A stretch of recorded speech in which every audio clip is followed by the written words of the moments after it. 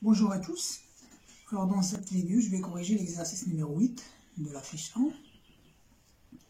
Alors, on a la matrice M associée à l'endomorphisme F de R3. Alors, la première question, on cherche une base du noyau de F et de l'image. Alors je vais commencer tout d'abord par calculer le noyau de F. Alors, un vecteur de coordonnées x, y, z appartient au noyau de F, si seulement si son image égale le vecteur nu, ce qui est équivalent à la matrice de l'application M fois le vecteur colonne x égale la matrice nulle, ou bien sûr le x c'est le vecteur colonne dont les composantes sont x, y, z. Ce qui est équivalent à dire, en faisant le produit M fois le vecteur colonne x, on va trouver le système suivant. 1 fois x, 1 fois y, moins 1 fois z égale 0, moins 3 fois x, moins 3 fois y, et 3 fois z. Ensuite, la troisième équation, moins 2x, moins 2y, plus 2z égale à 0. Alors avant de commencer la résolution, donc je garde tout d'abord la première équation. Je remarque que en divisant la deuxième équation par moins 3, je retrouve x plus y moins z. C'est exactement la première équation. La même chose pour la troisième équation. En divisant par moins 2, je trouve la première équation. Donc mon système il est équivalent à x plus y moins z égale à 0. Donc il est simple à résoudre. Je peux par exemple choisir je vais choisir d'exprimer z en fonction de x et de y. Donc c'est juste un choix. Donc z égale x plus y. Donc cœur de f, le noyau de f, il est composé des vecteurs qui sont de la forme alors x, y, et pour z on a trouvé x plus y.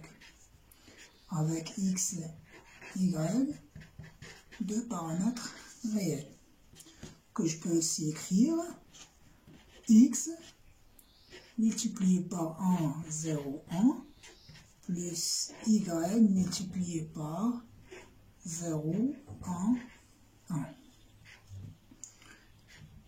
X, y, deux paramètres réels. Donc je peux dire que le cœur il est engendré par les vecteurs que je vais noter V1 et V2 avec V1 et les deux composantes 1, 0, 1 et V2 c'est 0, 1, 1. De plus, les deux vecteurs V1 et V2 ils forment une famille libre, c'est-à-dire qu'ils sont non collinéaires. Et donc une base de cœur de F est formée par ces deux vecteurs. Or, les deux vecteurs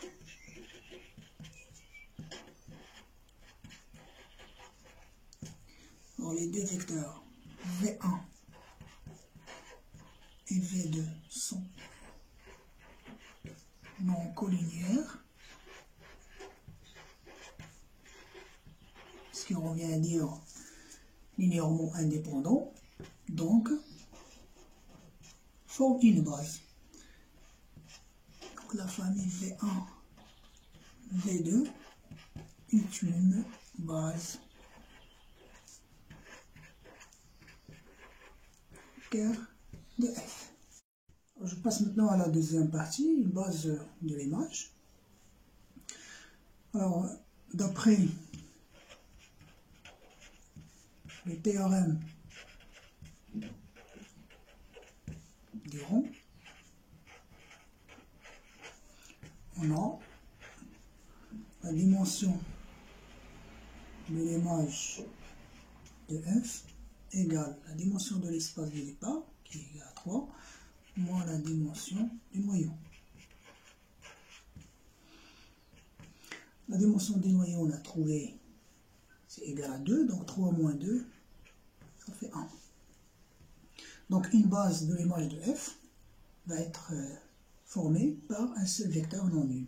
Donc il suffit de choisir un vecteur non nul parmi les 3 vecteurs colonnes. Je vais prendre par exemple la première. Donc f de E1 est une base de l'image de f, bien sûr avec f de E1,